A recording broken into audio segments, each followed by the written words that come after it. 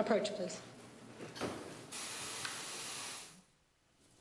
All right, a big objection inside the courtroom, and this could be a significant issue because was she ever asked about whether or not Travis Alexander was a virgin?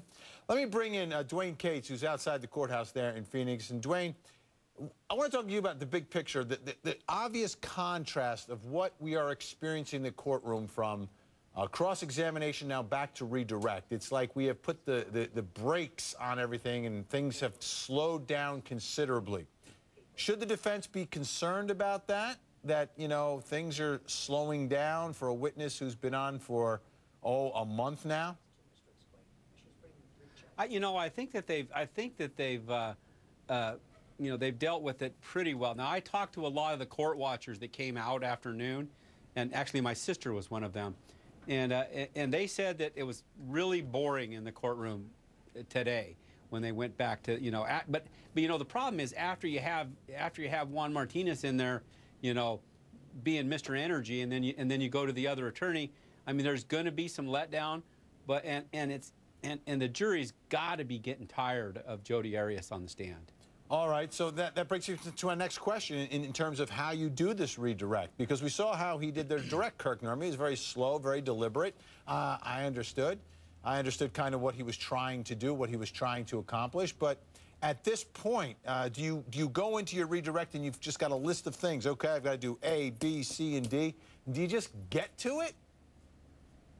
You need to. I mean, you need to get just right to the heart of the matter. You need to go, hey, Jodi, did sometimes was sex with Travis good? Yes. Was sometimes sex with Travis bad? Yes.